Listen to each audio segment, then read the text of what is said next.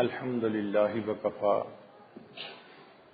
وسلام علی عبادہ الذین اصطفى اما بعد اعوذ باللہ من الشیطان الرجیم بسم اللہ الرحمن الرحیم بل الانسان علی نفسہ بصیرا ولو القى معاذیرا سبحان ربک رب العزۃ عما یصفون وسلام علی المرسلین والحمد للہ رب العالمین اللہم صل علی سیدنا محمد وعلی آل سیدنا محمد وبارک وسلم۔ جس طرح درخت کو اپنے پھل وزنی معلوم نہیں ہوتے، انسان کو بھی اپنے گناہ وزنی معلوم نہیں ہوتے۔ اپنی اچھائیوں کو تو وہ بڑا سمجھتا ہے اور اپنے گناہوں کو چھوٹا سمجھتا ہے۔ ہمارے مشائخ نے اپنی کتابوں میں لکھا ہے کہ جب اللہ تعالیٰ کسی بندے کے ساتھ خیر کا معاملہ کرتے ہیں تو اس کے عیب اس کی نظر میں واضح کر دیتے ہیں، اور جب اللہ تعالیٰ کسی بندے سے ناراض ہوتے ہیں اس کے عیب اس کی نظروں سے پوشیدہ کر دیتے ہیں، اسے اپنے اندر کوئی عیب ہی نظر نہیں آتا۔ ہمیں ایک مرتبہ زندگی میں تجربہ ہوا، ایک انجینئر صاحب تھے جن کی زندگی بہت ہی فسق فجور والی تھی۔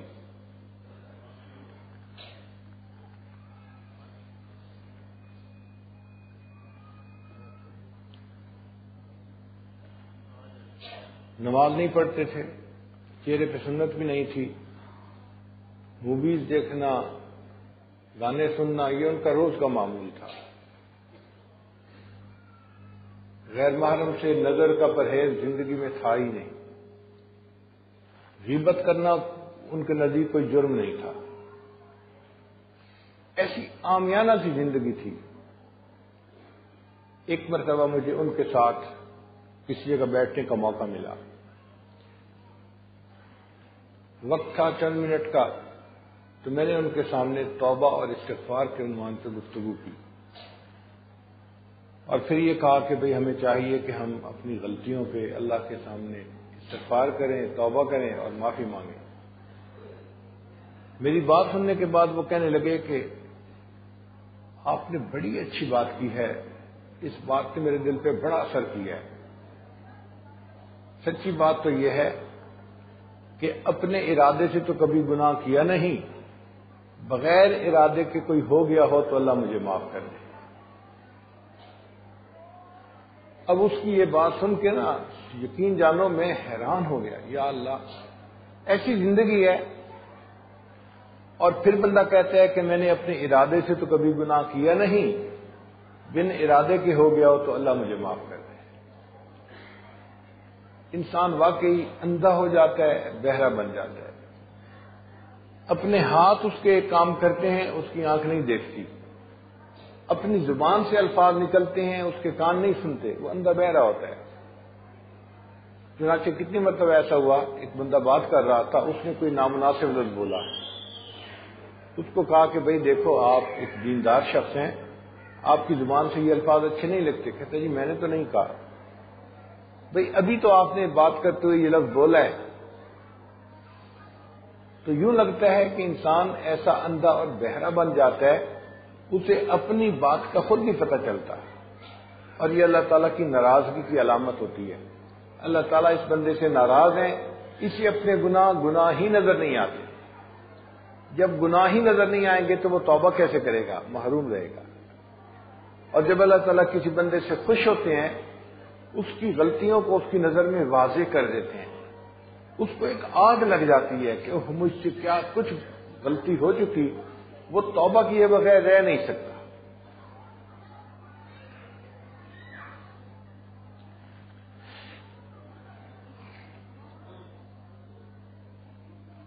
چنانچہ انسان اپنے عیبوں کو کیسے پہچانے، آج کی گفتگو کا یہ عنوان ہے کہ ہم اپنے عیبوں کو کیسے پہچان سکتے ہیں۔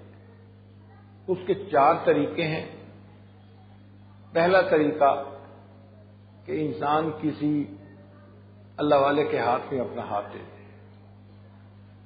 اگر ایک آدمی اندھا ہے، راستہ نظر نہیں آتا، تو اس کے لیے حل یہ ہے کہ کسی بینا کے ہاتھ میں اپنے ہاتھ پکڑا دے، بینا اس کو منزل پہ پہنچا دے گا۔ جائے استاد خالی، استاد کی جگہ خالی ہوتی ہے، تو بندہ عالم ہو یا نہ ہو، کسی نہ کسی اللہ والے کے ہاتھ میں اپنا ہاتھ دے دے تو اس سے اس کی اصلاح آسان ہو جاتی ہے۔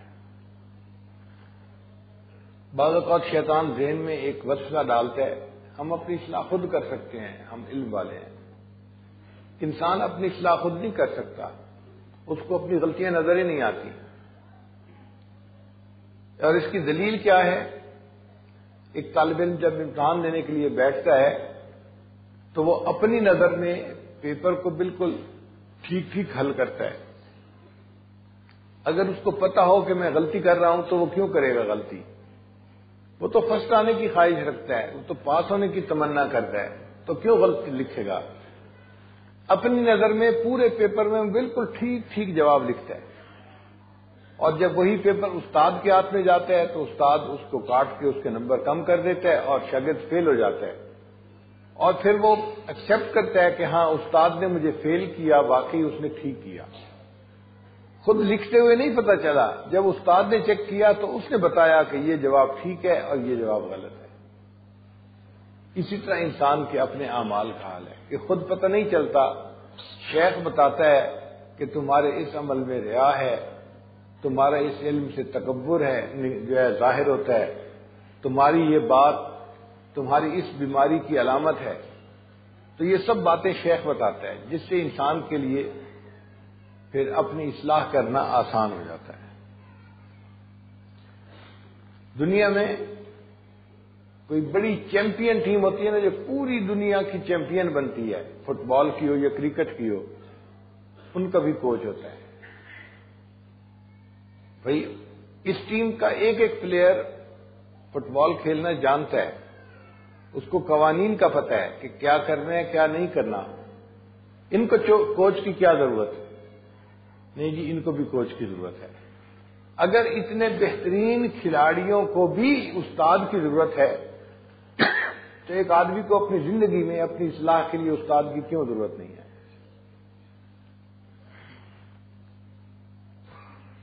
اللہ تعالیٰ نے نبی علیہ الصلوۃ والسلام کی تربیت فرمائی اور نبی علیہ الصلوۃ والسلام نے صحابہ کرام کی تربیت فرمائی۔ قرآن مجید آپ پڑھیں تو آپ کو کئی جگہ پر لما کا لفظ نظر آئے گا۔ لما کا مطلب ہوتا ہے کیوں، اور کیوں جب کہی جاتی ہے تو پوچھنا مقصود ہوتا ہے کہ ایسے کیوں ہوا۔ تو اللہ تعالیٰ نے نبی علیہ الصلوۃ والسلام سے بعض باتوں میں لما کے ساتھ خطاب کیا،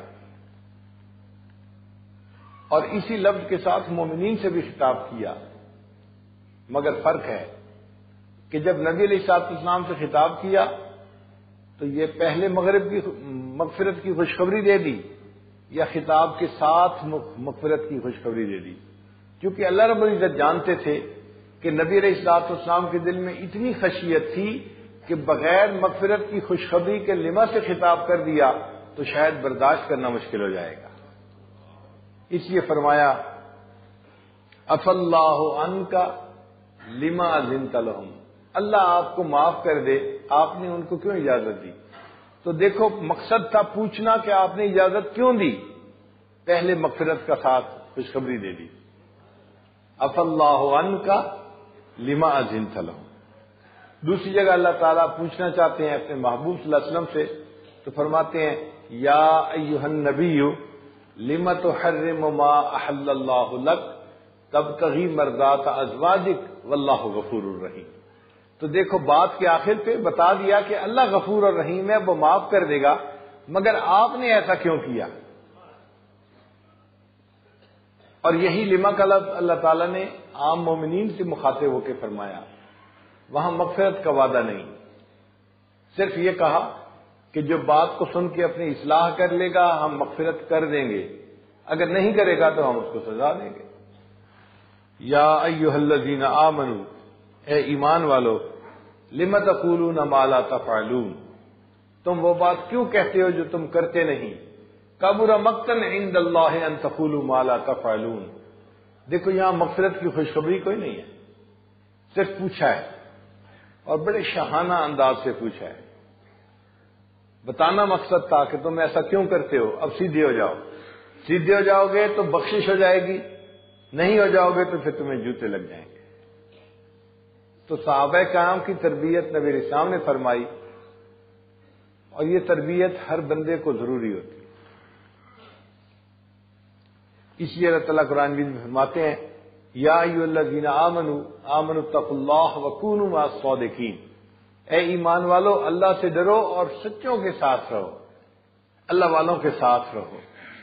ان کے ساتھ رہنے سے تربیت ہونا آسان ہوتی ہے. وہ انسان کو انسان بناتے ہیں، انسان کو تربیت دیتے ہیں اور ایک جانور کو صحیح معنوں میں اچھا انسان بنا دیتے ہیں.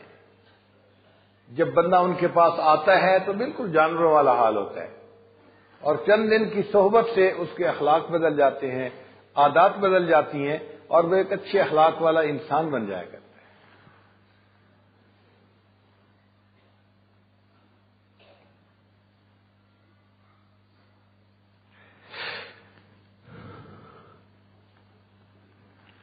مولانا روم رحمۃ اللہ علیہ فرماتے ہیں قال راب گزار مرد حال شو. اپنے آپ کو کہتے ہیں کہ تو کسی مرد حال کے سامنے اپنے کال کو ڈال دے. قال راب گزار مرد حال شو، پیش مرد کامل پامال شو. اور کسی مرد کامل کے سامنے اپنے آپ کو پامال کر دے. صد کتاب و صد ورق در نار کن، جان و دل را جانب دلدار کن. 100 کتابوں اور 100 ورقوں کو بے شک تو آگ میں ڈال دے، اپنے دل اپنی جان کو اپنے رب کے حوالے کر دے. تو انسان اپنے دل کو اللہ کے حوالے کر دے، اس کی اصلاح تب ہوتی ہے. اگر کوئی شعیب آئے میسر، شبانی سے کلیمی 2 قدم ہے. موسیٰ علیہ السلام بکریاں چراتے تھے، وہ کہتے ہیں کہ بکریاں چرانے سے کلیم بننا یہ 2 قدم کا فاصلہ ہے. اگر کوئی شعیب آئے میسر، اگر شعیب کوئی مل جائے، کوئی شیخ مل جائے. مولانا روم رحمۃ اللہ ایک جگہ فرماتے ہیں مولوی ہرگز نہ شد مولائے روم، مولوی ہرگز نہ شد مولائے روم، تا غلام شمس تبریز ہی نہ شد. جب تک شمس تبریز کا غلام نہیں بنے اس وقت تک مولوی روم جو تھا وہ مولائے روم نہ بن سکا.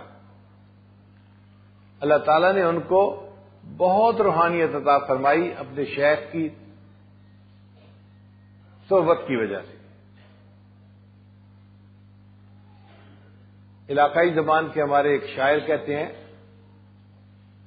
کہ اے دوست تو اپنے شیخ کے ہاتھ میں گیلی مٹی کی طرح بن کے آ جا. جیسے گیلی مٹی ہوتی ہے نا، تو گیلی مٹی بن کے اپنے شیخ کے ہاتھ میں آ جا. وہ تمہاری شکل ایک پیالے کی شکل میں ڈھال دیں گے، تمہیں پیالے کی شکل میں ڈھال دیں گے. پھر اس مٹی کے پیالے کو وہ آگ کے اندر ڈالیں گے اور تجھے یہ مجاہدہ برداشت کرنا پڑے گا. اگر تو پک کے تیار ہو جائے گا تو پھر تجھے اپنا مقصود حاصل ہو جائے گا. مٹی بن کے کمیار دے وس پئیے تے پیالے والڑا بھیس وٹا لئیے. مٹی بن کے کمیار دے وس پئیے تے پیالے والڑا بھیس وٹا لئیے. جے قسمت نال پک کے توڑ چڑھیے تے مزہ یار دے لباں دا پا لئیے. اگر اس آگ میں پک کے ہم پیالہ بن گئے تو پھر وہ بھی دن آئے گا کہ جب یار کے لبوں سے ہمیں بھی لگنے کا موقع مل جائے گا. تو یہ مجاہدہ برداشت کرنا پڑتا ہے اور اس طرح انسان کی تربیت ہوتی ہے. جو لوگ حج پہ جاتے ہیں وہ جانتے ہیں کہ وہاں پہ مینا سے عرفات جاتے ہوئے یا واپس آتے ہوئے بسوں پہ جاتے ہیں حاجی لوگ. ہر بس کے ساتھ ایک مرشد ہوتا ہے، اس کا نام انہوں نے مرشد ہی رکھا ہوا ہوتا ہے. عربی لوگ کہتے ہیں کہ حاجی نہیں جا سکتے جب تک مرشد نہیں آئے گا. تو میں نے ایک دفعہ پوچھا ایک عربی سے کہ بھئی مرشد کون ہوتا ہے؟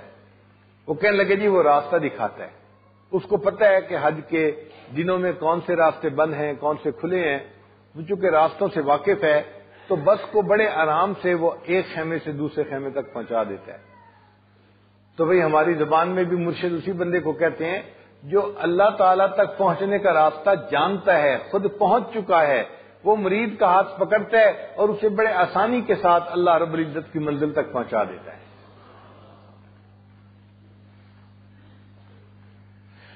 تو پہلا طریقہ جس سے انسان کو اپنے عیبوں کا پتہ چلتا ہے وہ ہے شیخ کی صحبت میں رہنا، کسی کو اپنا مرشد بنا لینا، زیر تربیت ان کے رہنا تاکہ انسان کی اصلاح ہو سکے.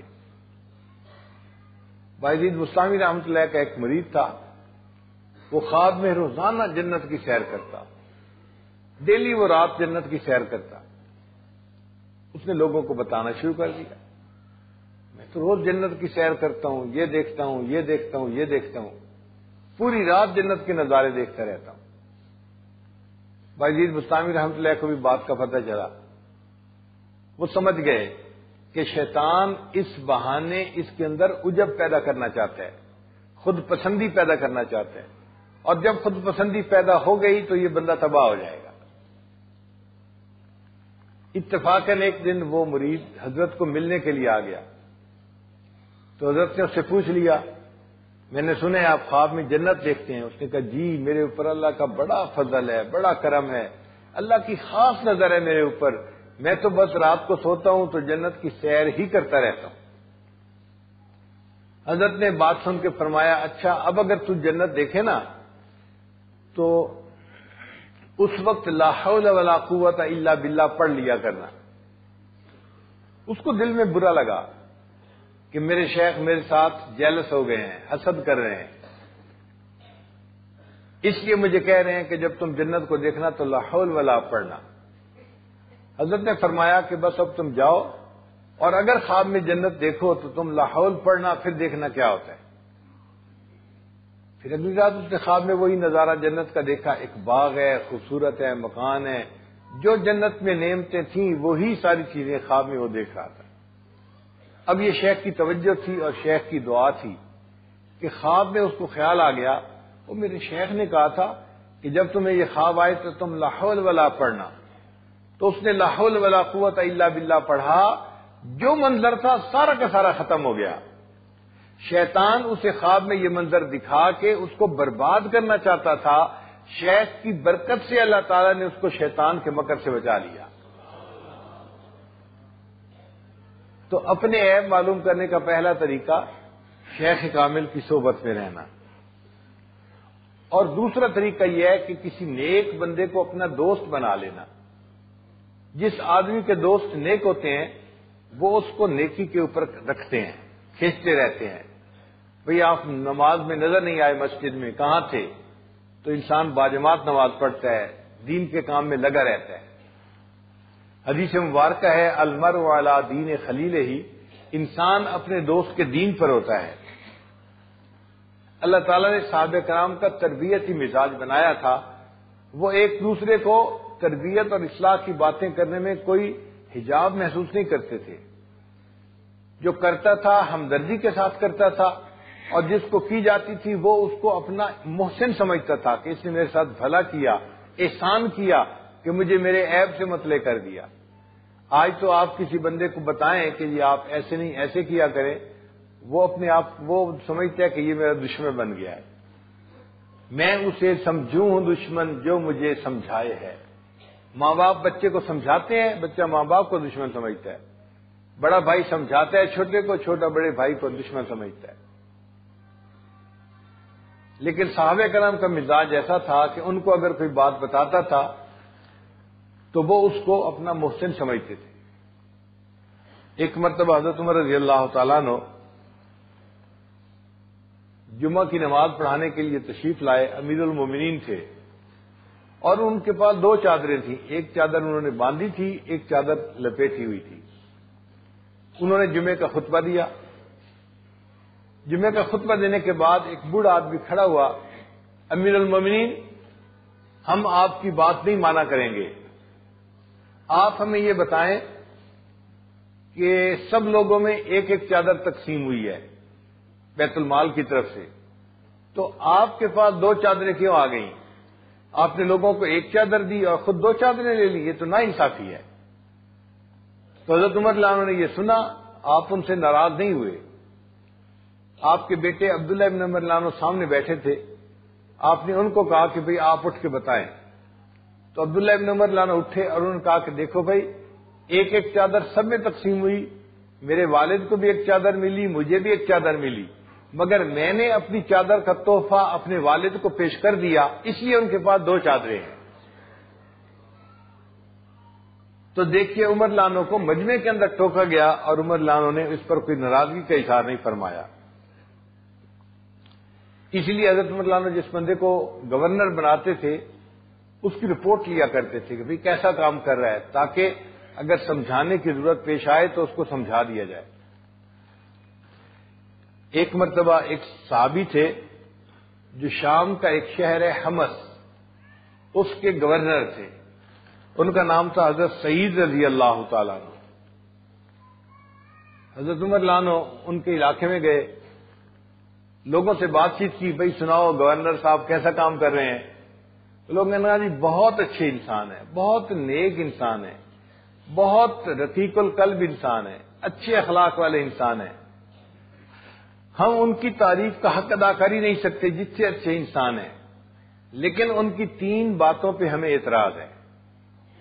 حضرت عمر رضی اللہ عنہ نے پوچھا بھئی کون سی 3 باتیں؟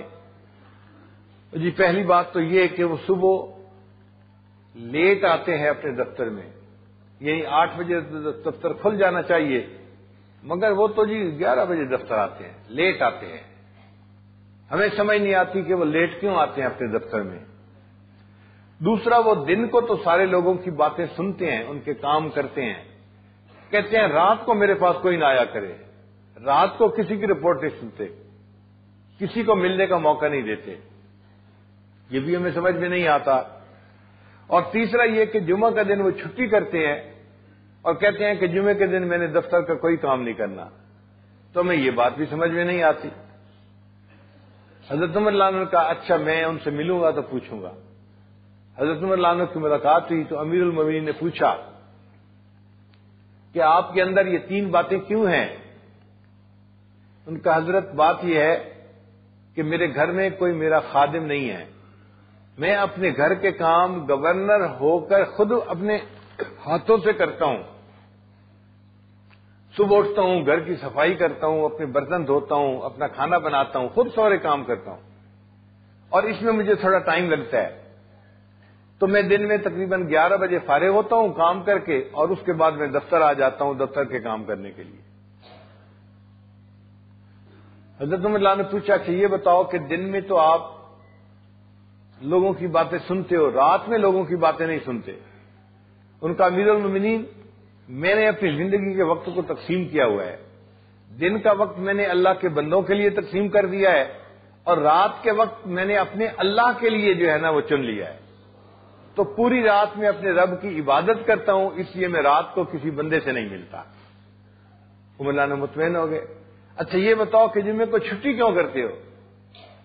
امیر المومنین، آپ جو کپڑے میرے اوپر دیکھ رہے ہیں نا، میرے پاس صرف یہی 2 کپڑے ہیں اور کوئی اسپیئر جوڑا نہیں ہے، میں پورا ہفتہ یہ کپڑے پہنتا ہوں تو یہ میلے ہو جاتے ہیں، پھر جب جمعے کا دن آتا ہے تو مجھے ان کپڑوں کو دھونا پڑتا ہے، میں تہبند باندھ لیتا ہوں اور ان کپڑوں کو خود دھو لیتا ہوں اور پھر ان کو خشک کرتا ہوں، پھر میں نہاتا ہوں اور کپڑے بدلتا ہوں۔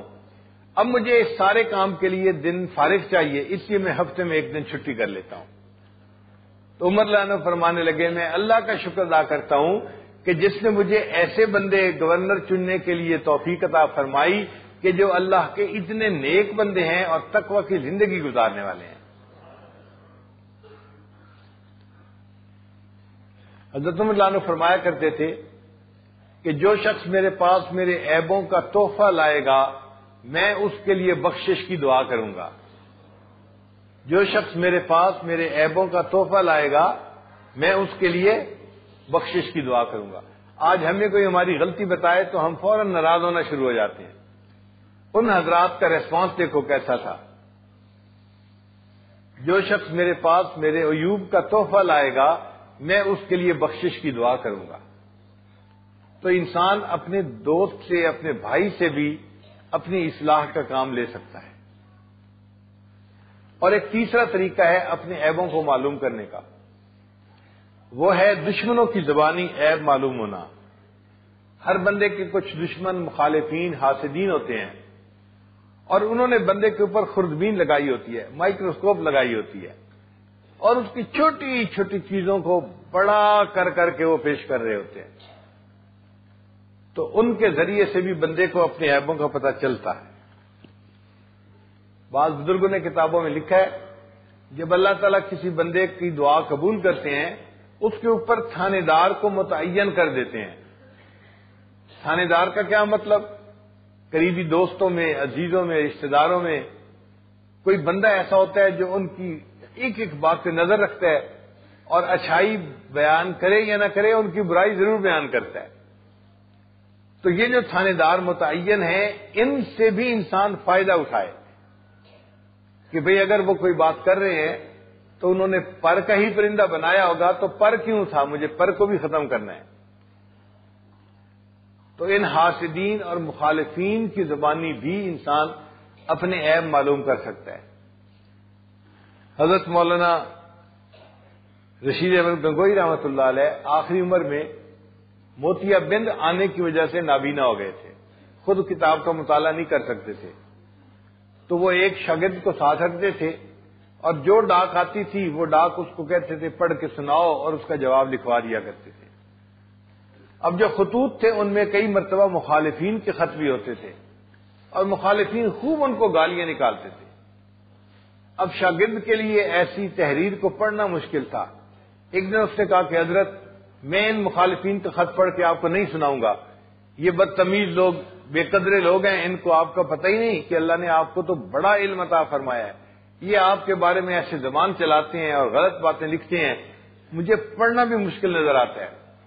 حضرت پھر اس بچے کو کہتے نہیں تم مجھے سناؤ. ایک دن اس نے کہا کہ حضرت آپ مخالفین کے خط کیوں سنتے ہیں؟ حضرت نے فرمایا اس لیے ہو سکتا ہے اس نے کسی ایسی بات کی نشاندہی کی ہو جس کی طرف میری توجہ نہ ہو، اس کی بات سن کے مجھے اپنی غلطی کو ٹھیک کرنے کا موقع مل جائے گا.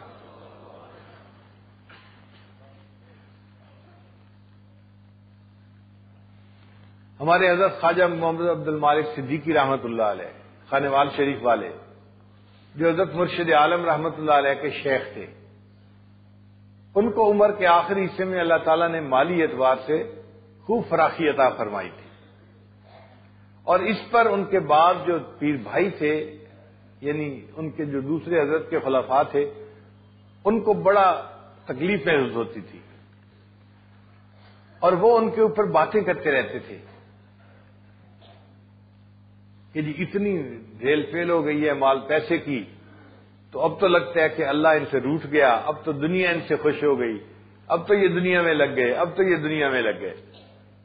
اللہ والوں کے پاس پیسہ نہ ہو تو لوگ اعتراض کرتے ہیں جی کنگلے ہیں، کچھ پلے نہیں ہیں، اور اگر اللہ ان کو دے دے تو ہضم نہیں ہوتا، پھر اعتراض کرتے ہیں جی کہ یہ تو دنیا دار ہیں، پیسہ کیوں آ گیا؟ بھئی اللہ نے رزق رکھا ہے، اگر دے دیا تو آپ کو تکلیف کیوں ہو رہی ہے؟ اگر ان کے دل میں مال کی محبت نہیں تو پھر اللہ ان کو اگر کروڑوں بھی عطا فرما دے تو اس میں کون سا مسئلہ ہے؟ ہمارے بزرگ تھے خواجہ عبید اللہ احرار رحمۃ اللہ علیہ، اللہ نے اتنا مال دیا تھا کہ ان کے جو گھوڑے تھے وہ سونے کے کھوٹوں پر باندھے جاتے تھے، لوہے کے کھوٹے نہیں، سونے کے کھوٹے بنائے جاتے تھے ان کے گھوڑوں کے لیے. اللہ نے اتنا مال دیا تھا، مگر ان کے دل میں مال کی محبت نہیں تھی. مولانا جامی رحمۃ اللہ علیہ ایک بڑے بزرگ گزرے ہیں، وہ ایک مرتبہ ان کو ملنے کے لیے گئے.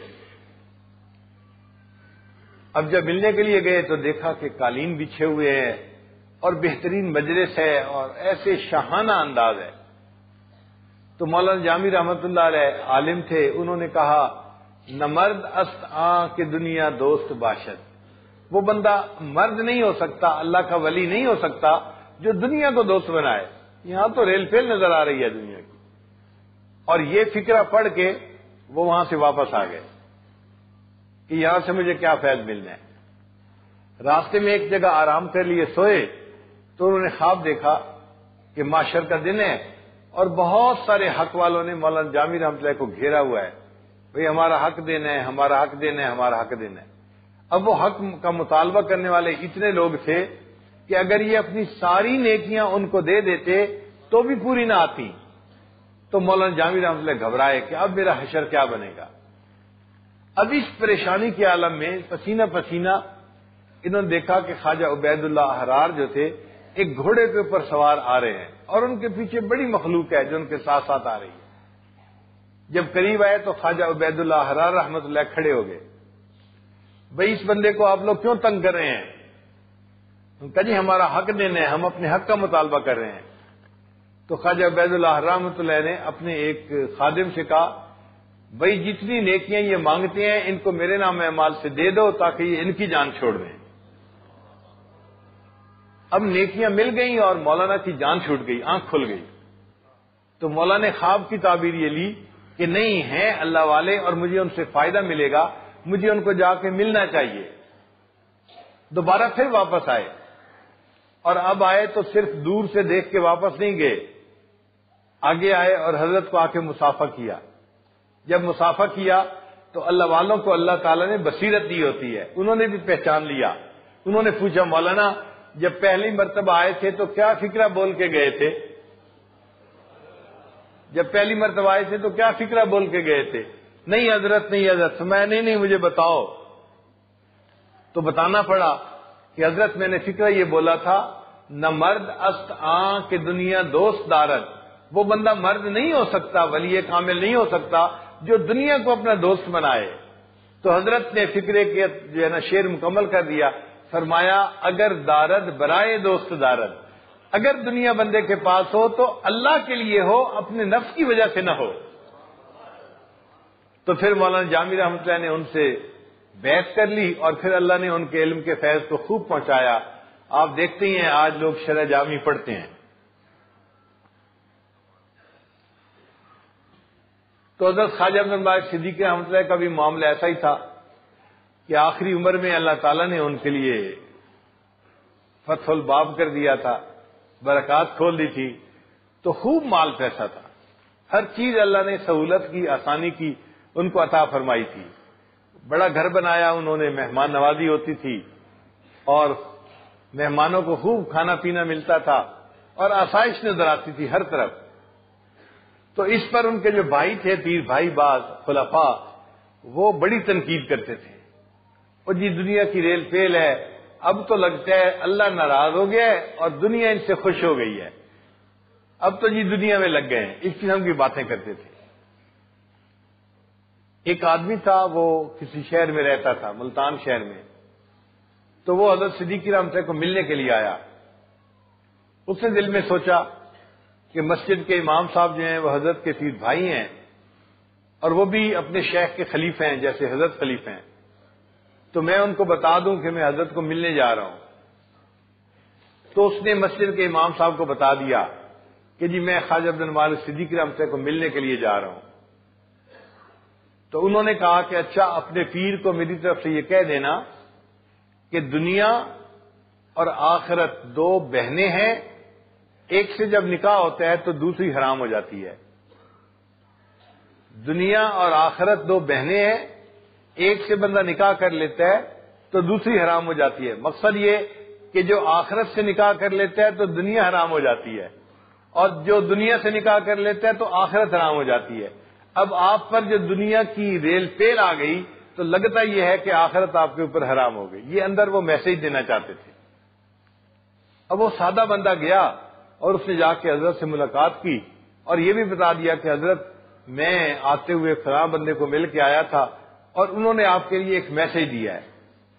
حضرت نے فرمایا کیا میسج دیا ہے؟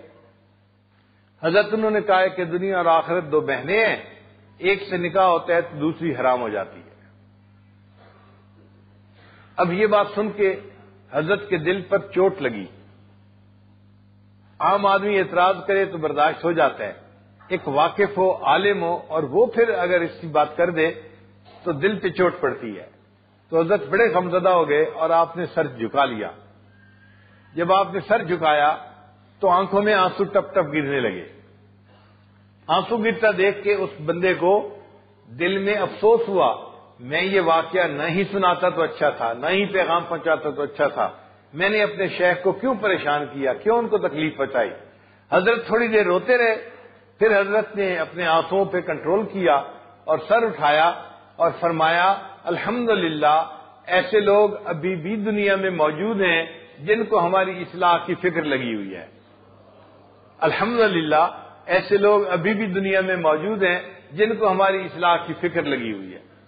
حالانکہ وہ آگے سے 100 باتیں کر سکتے تھے، یہ کون آئے، میں نے ان کے گھر سے نہیں لیا، مجھے اللہ نے دیا ہے، ان کو کیوں جو ہے نا وہ جلن ہوتی ہے، یہ حاسد ہیں، یہ فلاں ہیں، کیا کیا باتیں ہو سکتی تھیں۔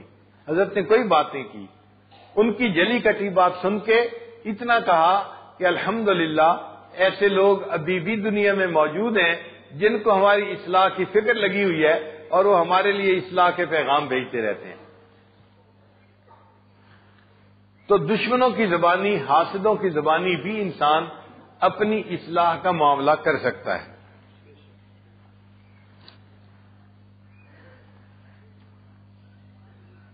چوتھا طریقہ ہے دوسروں کی غلطیوں سے عبرت پکڑنا۔ جو عقل مند لوگ ہوتا ہے، سعید بندہ ہوتا ہے، وہ دوسرے کی غلطی سے سبق سیکھ لیتا ہے کہ بھئی فلاں نے ایسا کیا اور اس کو ذلت ملی، میں نے ایسا نہیں کرنا۔ اور جب بیوقوف ہوتا ہے وہ اپنی غلطی سے بھی نہیں سیکھتا۔ شریعت نے جو حکم دیا کہ اگر حد قائم کی جائے کسی بندے پر قتل کی، زنا کی، تو مجمع کو اکٹھا ہونا چاہیے۔ تو مجمع کو شریعت نے اکٹھا ہونے کی کیوں حکم دیا؟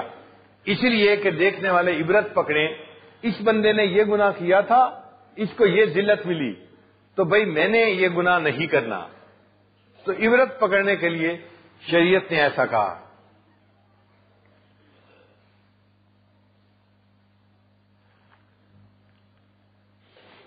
نبی علیہ السلام نے ارشاد فرمایا، حدیث مبارک ہے، الدنیا جیفتن، کہ دنیا ایک مردار کی مانند ہے، وطالبها کلاب، اور اس کا جو طلبگار ہے دنیا کا، اس کی مثال کتے کی مانند ہے۔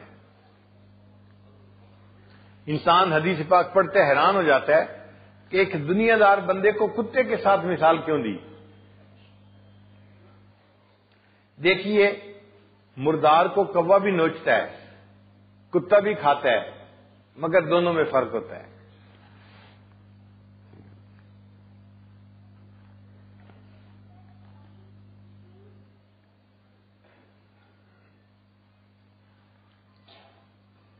کوا جو ہے نا وہ دوسروں سے عبرت پکڑتا ہے، اگر کسی جگہ آپ ایک کوا مار دیں تو دوسرا کوا قریب ہی نہیں پھٹکے گا اس جگہ کے، مگر کتا عبرت نہیں پکڑتا، ایک کتا جہاں مرتا ہے کوئی چیز کھاتے ہوئے، دوسرا کتا پھر وہیں پہنچ جاتا ہے۔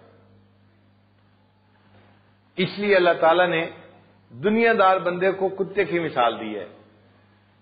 اگر آپ دیکھیں تو کتے میں اور دنیا دار بندے میں کتنی چیزیں مشابہت والی ہوتی ہیں۔ مثال کے طور پہ کتا چاہتا ہے کہ میں سارا مردار خود کھا لوں، اور دنیا دار بھی یہ چاہتا ہے کہ میں اپنے شریک کا سارا پیسہ خود اکیلا کھا جاؤں، اس کی بھی یہی کوشش ہوتی ہے۔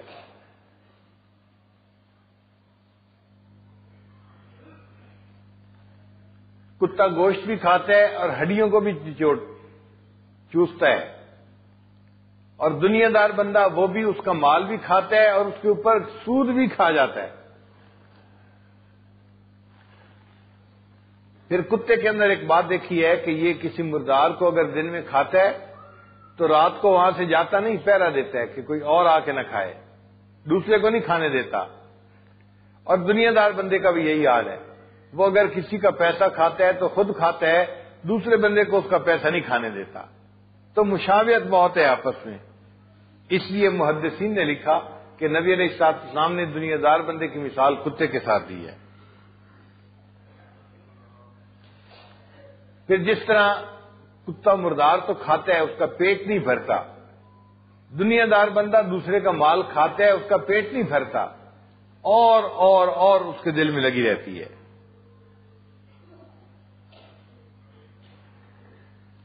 ہمارے بڑے دیوار پہ لکھی بات سے عبرت پکڑ لیا کرتے تھے. لقمان حکیم سے کسی نے پوچھا کہ آپ اتنے دانا کیسے بنے؟ آپ کو جو دانائی ملی، جس کا تذکرہ قرآن مجید میں اللہ نے کیا ہے، اتنی جو دانائی تھی نا ان کے اندر، تو ان سے کسی نے پوچھا جی کہ آپ کو یہ دانائی کیسے ملی؟ انہوں نے جواب دیا، میں نے ہمیشہ دوسروں کی غلطیوں سے سبق سیکھا. فلاں بندے نے یہ کام کیا، غلطی ہوئی، میں نے آج کے بعد یہ غلطی نہیں کرنی. غلطی کوئی کرتا تھا، سبق میں سیکھتا تھا، اس کی وجہ سے اللہ نے مجھے دانائی عطا فرما دی.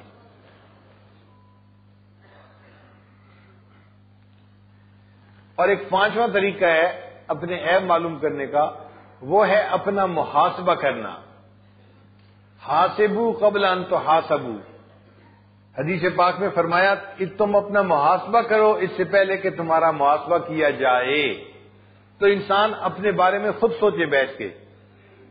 اللہ تعالیٰ بندے پر مہربانی فرما دیتے ہیں اور اس کے عیب اس کی نظر میں واضح فرما دیتے ہیں. ایک عالم نے برہان الدین غریب رحمۃ اللہ سے کہا کہ حضرت، میں اپنے جتنے عیبوں کی اصلاح کرتا ہوں، مجھے اپنے اندر اتنے عیب اور نظر آتے ہیں. پھر ان کی اصلاح کرتا ہوں تو اور اپنے اندر عیب نظر آتے ہیں. تو انہوں نے جواب دیا کہ مومن کامل کی پہچان یہی ہے، وہ جتنے عیبوں کو درست کرتا جاتا ہے اتنے عیب اور نظر آتے ہیں. اللہ اس کو اس کے عیب دکھاتا ہے تاکہ میرے بندے کی اصلاح کامل ہو جائے. عجیب بات ہے کہ انسان کو دوسروں کے عیبوں کا شک ہو جائے تو انسان دوسروں سے نفرت کرنے لگ جاتا ہے، اور اپنے عیبوں کا یقین ہوتا ہے پھر بھی اپنے نفس سے محبت کرتا ہے. دوسروں کا شک ہونے پہ ان سے نفرت کرنی شروع کر دیتا ہے، اور اپنے عیبوں کا یقین ہوتا ہے پھر بھی اپنے نفس سے محبت کرتا ہے.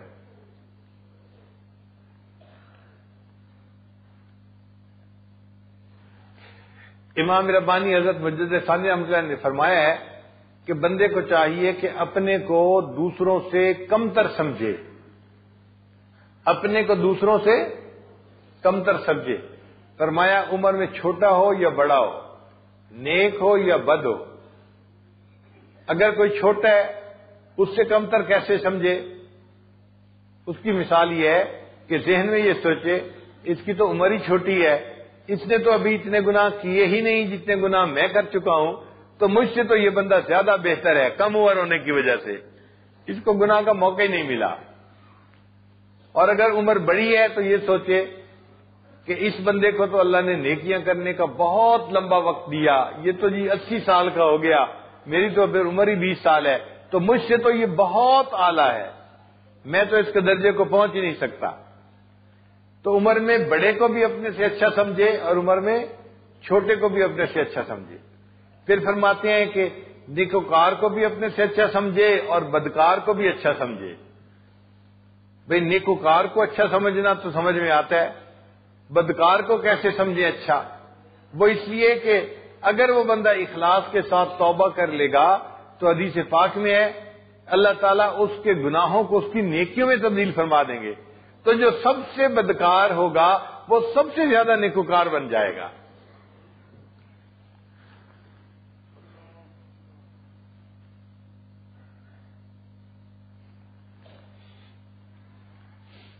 پھر فرماتے ہیں کہ بندہ اپنے آپ کو جانور سے بھی بدتر سمجھے. اب اس بات کو ہضم کرنا ذرا مشکل ہے. جی ہم اشرف المخلوقات ہیں، انسان ہیں، تو جانور سے تو ہم بہتر ہیں نا. واقعی بات تو ایسی سمجھ میں آتی ہے، لیکن اللہ والے کہتے ہیں کہ نہیں، تم جانور کی زندگی کو دیکھو، وہ تم سے زیادہ صفات رکھتا ہے، تمہارے اندر اتنی صفات نہیں، وہ تم سے زیادہ بہتر ہے. علماء نے لکھا ہے کہ کتے کے اندر 10 صفات ایسی ہیں اگر ان میں سے ایک صفت انسان کے اندر آ جائے، اس ایک صفت کی وجہ سے بندہ اللہ کا ولی بن جائے. اور کتے میں 10 صفات ایسی ہوتی ہیں. مثلا کتا ساری زندگی گھر نہیں بناتا، زہد ہوتا ہے اس کے اندر، اور انسان گھر بنا کے رہتا ہے. پھر کتا ساری زندگی اپنے مالک کا در نہیں چھوڑتا، اور انسان کو تھوڑی سی پریشانی آتی ہے، سب سے پہلے جو در چھوٹتا ہے وہ مسجد ہوتی ہے، مسجد آنا بند کر دیتا ہے. بھئی آج کل آپ مسجد میں نظر نہیں آتے، وہ جی کچھ کاروباری پریشانی ہے، دعا کرو ٹھیک ہو جائے پھر میں آ جاؤں گا. کیا مطلب کہ پریشانی آئی تو سب سے پہلے ہم نے خدا کا در چھوڑا. گھر جاتے ہیں، رشتہ داروں کے گھر جاتے ہیں، سارے کام کرتے ہیں، بس مسجد جانا بند کر دیا. تو پھر اس لحاظ سے تو کتا ہم سے بہتر ہوا نا جو اپنے مالک کا در نہیں چھوڑتا. اچھا، کسی شاعر نے بڑے عجیب اشعار لکھے ہیں. وہ فرماتے ہیں، راتی جاگیں تے شیخ سڈاویں، راتی جاگن کتے تیتھوں اتے، راتی جاگیں تے شیخ سڈاویں، راتی جاگن کتے تیتھوں اتے، رکھا سکھا ٹکڑا کھا کے دن جا رکھاں وچ ستے تیتھوں اتے. رات ساری رات جاگتا ہے کتا، اور دن میں اس کے لیے کوئی بستر نہیں ہوتا، بلکہ کسی درخت کے نیچے کسی دیوار کے ساتھ ایک لگا کے یہ ایسی زمین پہ لیٹ کے سو جاتا ہے. رکھا سکھا ٹکڑا کھا کے دن جا رکھاں وچ ستے تیتھوں اتے، در مالک دا مول نہ چھوڑن باویں مارے 100 جتے تیتھوں اتے. اٹھ بلیا تو یار منا لے نہیں تے بازی لے گئے کتے تیتھوں اتے. بلے شاہ، کتا ایک مالک کے گھر سے ٹکڑا کھاتا ہے روٹی کا، اور ساری رات جاگ کے اس کے گھر کا پہرا دیتا ہے. تو اتنی نعمتیں کھاتا ہے اور رات کو تجھے آخری وقت میں تہجد کی 4 رکعت پڑھنے کی توفیق نہیں ہوتی، تو کتے تو اس سے زیادہ بازی لے گئے. کتابوں میں ایک واقعہ لکھا ہے، جاپان میں ایک پروفیسر تھا، اس نے کتا پالا ہوا تھا. تو وہ صبح جب جاتا تھا اپنے کالج میں تو ٹرین پہ سوار ہو کے وہ کالج جاتا تھا، تو کتا اس کے ساتھ ساتھ ٹرین کے اسٹیشن تک جاتا تھا. پھر جب چھٹی کا وقت ہوتا اور وہ ٹرین سے آتا تو کتا اسٹیشن پہ جا کے اس کا انتظار کرتا تھا اور اپنے مالک کو لے کے اپنے گھر آتا تھا. تو صبح سکول چھوڑنے کے لیے بھی وہ ساتھ جاتا تھا اور شام کو واپس آتے ہوئے بھی ساتھ لے کے آتا تھا. اللہ کی شان دیکھیں کہ ایک مرتبہ وہ پروفیسر سکول گیا اور وہاں پہ کوئی ایکسیڈنٹ ہوا اور پروفیسر کی موت واقع ہو گئی. کتے کو تو نہیں پتا تھا موت واقع ہو گئی. کتا روزانہ اپنے وقت پہ اسٹیشن پہ جاتا تھا اپنے مالک کا انتظار کرنے کے لیے. 9 سال کتا اپنے اسٹیشن پہ اس مالک کے انتظار کے لیے جاتا رہا، 9 سال تک، کہ میرا مالک آئے گا اور میں اسے لے کے گھر آؤں گا. اور اگلے دن صبح کے وقت جاتا کہ شاید میرا مالک اس وقت آئے. وہ صبح بھی جاتا تھا، شام بھی جاتا تھا. تو کتا اپنے مالک کا زیادہ وفادار ہے جس نے 9 سال اپنے مالک کا انتظار کیا. یہ وفاداری انسان کے اندر نہیں ہے. انسان پلنگوں پہ سوتا ہے، رات کی ڈیوٹی کر کے آئے، گھر میں کرفیو لگا ہوتا ہے، کوئی بچے کی آواز نہ نکلے اور بیوی مصیبت میں پڑی ہوتی ہے، بچوں کی منتیں کر رہی ہوتی ہے، خدا کے واسطے شور نہ مچاؤ، ہسبینڈ میرا اٹھ گیا تو مصیبت آ جائے گی. ہم کہتے ہیں جی ہم ڈیوٹی کر کے آئے ہیں، ہمیں ڈسٹربنس نہیں چاہیے، ہمیں شور نہیں چاہیے، ہمیں نرم بستر چاہیے، ہم ڈیوٹی کر کے آئے ہیں. کتا بھی تو ساری رات جاگتا ہے، وہ بھی تو ڈیوٹی کرتا ہے. صبح اس کے لیے بستر نہیں ہوتا، وہ زمین کے اوپر لیٹ کے اپنی نیند پوری کر لیتا ہے. نہ تکیہ ہوتا ہے نہ لحاف ہوتا ہے. اور ہمارے لیے دسترخوان کے اوپر کتنی نعمتیں ہوتی ہیں، پراٹھے بھی ہوتے ہیں، انڈے بھی ہوتے ہیں، چنے بھی ہوتے ہیں، فلاں بھی ہوتے ہیں، مشروبات ہوتے ہیں. اور کتا جو ہے وہی خشک روٹی کھا لیتا ہے اور خشک روٹی کھانے کے پیچھے ساری رات جاگ کے اپنے مالک کے گھر کا پہرا دیتا ہے. تو اس میں زیادہ وفاداری ہے، زیادہ خدمت ہے. مالک کے اندر وہ خدمت نہیں ہے. تو اس لحاظ سے اگر ہم دیکھیں تو وہ اپنے مالک کا زیادہ وفادار ہے، ہم اپنے مالک کے اتنے وفادار نہیں ہیں، تو اس لحاظ سے تو وہ جانور ہم سے زیادہ بہتر ہوا۔ اچھا، آپ گھوڑے کو دیکھ لیں کہ گھوڑا اپنے مالک کا کتنا وفادار ہوتا ہے۔ ایک آدمی نے تانگے کے لیے گھوڑا پالا ہوا ہے، اب وہ اس گھوڑے کو تانگے میں باندھ دیتا ہے تو گھوڑا سارا دن بھاگتا ہے، گرمی کا دن ہو یا سردی کا، پورا دن بھاگتے بھاگتے گزار دیتا ہے۔ اب چھٹی کا وقت تھا اور اس بندے نے گھوڑے کو گھر لانا تھا، جب یہ واپس آنے کی نیت کر رہا تھا نا، تو سواریاں آ گئیں، او جی ہمیں دیر ہو گئی ہے اور آپ نے ہمیں ریلوے اسٹیشن پہنچانا ہے، ہم آپ کو 5 روپے زیادہ دے دیں گے۔ تو مالک تیار ہو جاتا ہے، حالانکہ گھوڑا پورا دن کی مزدوری کر چکا، لیکن مالک اس سے ایکسٹرا مزدوری لینے کے لیے تیار ہو جاتا ہے۔ گھوڑا انکار نہیں کرتا کہ جی میرا تو دفتر کا ٹائم ختم ہو چکا، میں تو اب گھر جاؤں گا۔ گھوڑا پھر اس کو سواریوں کو لے کے اسٹیشن کی طرف بھاگنا شروع کر دیتا ہے۔ اب مالک چاہتا ہے کہ گھوڑا جلدی پہنچائے، ٹائم تھوڑا رہ گیا ٹرین کا، تو اس کو چھانٹے مار ہے۔ گھوڑا بھاگ بھی رہا ہے، بھوکا ہے، پیاسا ہے، تھکا ہوا ہے، ایکسٹرا ڈیوٹی دے رہا ہے، اور اس پر مالک اس کو چھانٹے مار رہا ہے، اور گھوڑا اعتراض نہیں کر سکتا، جناب آپ مجھے کیوں چھانٹے مار رہے ہو؟ اگر دیر سے آئے تو یہ سواریوں کا قصور ہے، میرا قصور نہیں ہے، میں تو بھاگ رہا ہوں۔ اور اس بھاگنے کے دوران اگر اس گھوڑے کو لیڈ کرنے کی ضرورت پیش آئی تو گھوڑے کو کھڑے ہونے کی اجازت نہیں ہے۔ گھوڑا بھاگ بھی رہا ہوتا ہے، لیڈ بھی کر رہا ہوتا ہے، اپنے مالک کو ڈیوٹی دینے سے نہ نہیں کر رہا ہوتا۔ اب بھاگ بھاگ کے وہ تیز بھاگ کے اسٹیشن تک پہنچا، سواریاں تو چلی گئی ٹرین میں، لیکن مالک جو تھا وہ نیچے اترا اور لگا اپنے کام میں کسی میں، تو گھوڑے کو پیاس لگی ہوئی تھی، وہ اپنے مالک سے پانی نہیں مانگتا، قریب گندی نالی کا پانی تھا، وہ اسی پانی کو پینا شروع کر دیتا ہے۔ وہ گھوڑا اپنے مالک سے یہ مطالبہ نہیں کرتا، جناب میں نے سارا دن بھاگ بھاگ کے آپ کی خدمت کی ہے، آپ مجھے پانی بھی نہیں پلا سکتے۔ جب اس کو مالک دیکھتا ہے کہ یہ گندی نالی کا پانی پی رہا ہے تو مالک کو خیال آتا ہے، پھر وہ بالٹی پانی کی بھر کے لاتا ہے کہ گھوڑا پی لے۔ گھر آتا ہے تو بیوی بتاتی ہے کہ وہ جو گھاس دے جاتا تھا نا، اس نے کہا ہے کہ جی آج میں آدھی گھاس کاٹ سکا ہوں، پوری نہیں، تو مالک اس کو آدھا کھانا دیتا ہے۔ گھوڑا نہیں کہہ سکتا جناب میں نے تو ایکسٹرا بھی کام کیا تھا، آپ کو تو چاہیے تھا مجھے کھانا پورا دیتے، آپ نے تو مجھے کھانا بھی نہیں دیا۔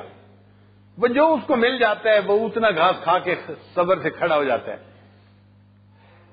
واپس آئے، سردیوں کی لمبی رات تھی، مالک تھکا ہوا تھا، اس نے گھوڑے کو باہر باندھا اور جا کے گھر کے اندر لیٹ گیا۔ اب اس کے لیے گرم کھانا بھی ہے، اس کے لیے لحاف بھی ہے، نرم تکیہ بھی ہے، وہ اپنی بیوی بچوں کے ساتھ آرام کی نیند سو گیا، اور اسے یاد ہی نہ رہا کہ میں نے بھی گھوڑے کو کمرے میں باندھنا تھا۔ سردیوں کی لمبی رات، گھوڑا پوری رات سردی کے اندر ٹھٹھرتا رہتا ہے، اپنے مالک کو آواز دے کے نہیں بلا سکتا جناب آپ آئیں اور مجھے کمرے کے اندر باندھیں۔ پھر ساری رات بے آرامی میں اس کی گزرتی ہے۔ اگلے دن وہ میڈیکل لیو نہیں لے سکتا، جناب آج میری طبیعت ناساز ہے، ساری رات سونے کا موقع نہیں ملا، میں آج ڈیوٹی نہیں کر سکتا۔ اگلے دن پھر اس کو گھوڑے میں باندھا جاتا ہے، تانگے میں، اور گھوڑا بندھنے کے لیے تیار ہو جاتا ہے۔ تو دیکھیے گھوڑا اپنے مالک کا کتنا وفادار ہے۔ ہم تو اپنے آقا کے اتنے وفادار نہیں ہیں، بلکہ کتابوں میں لکھا ہے علماء نے کہ جس گھوڑے کو مالک پالتا ہے کہ میں اس کی پیٹھ پر بیٹھ کر جہاد کروں گا اللہ کے راستے میں، تو وہ گھوڑا اپنے مالک کا خیال کرتا ہے۔ مالک پیٹھ پہ سوار ہوا اور گھوڑے کو لے کے چلتا ہے۔ اب دشمن کے سامنے صفیں کھڑی ہو گئیں تو گھوڑا جو ہے تیار ہے۔ جیسے ہی جنگ شروع ہوئی تو گھوڑا بھاگتا ہے دشمن کی صفوں کی طرف، سامنے سے دشمن تیر برساتا ہے، نیزے پھینکتا ہے، اور یہ نیزے سوار کو نہیں لگتے، گھوڑے کو لگ رہے ہوتے ہیں۔ گھوڑے کے جسم سے خون نکل رہا ہوتا ہے، خون کے فوارے چھوٹ رہے ہوتے ہیں۔ اگر وہ گھوڑا چاہتا تو بھاگ کے وہاں سے واپس چلا جاتا، مگر وہ مالک کے اشارے کو پہچانتا ہے کہ مالک چاہتا ہے کہ میں نے تجھے پالا تھا اس وقت کے لیے، اب تو آگے بڑھ اور آگے جو ہے دشمن کے قریب مجھے پہنچا تاکہ میں ان کے ساتھ لڑائی کر سکوں۔ گھوڑا اپنے جسم پہ نیزہ اور تلوار کے وار برداشت کرتا ہے، اپنا خون بہا دیتا ہے، مگر اپنے مالک کے اشارے کو پورا کر کے دکھا دیتا ہے، مالک تو نے مجھے پالا تھا، آج میں نے اس رزق کا جو ہے احسان چکا دیا۔ کیا ہم اپنے مالک کے ایسے وفادار ہیں؟ ہم دیا تو اللہ کا کھاتے ہیں، لیکن جب اللہ کے دین کا کام ہوتا ہے تو ہم تو سروزہ بھی نہیں لگا پاتے اللہ کے راستے میں۔ ہمیں دین کا کام کرنا کتنا مشکل نظر آتا ہے۔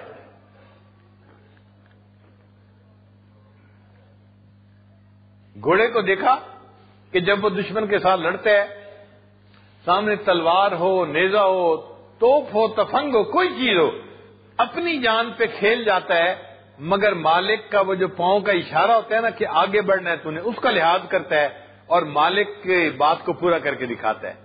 کاش کہ جتنی وفا گھوڑے کے اندر تھی ہمارے اندر ہوتی تو ہم بھی ایک اچھے انسان بن کے زندگی گزارتے۔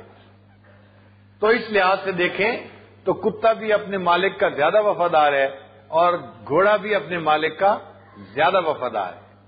ہمارے اندر یہ خوبیاں نہیں ہیں جو ان کے اندر ہیں۔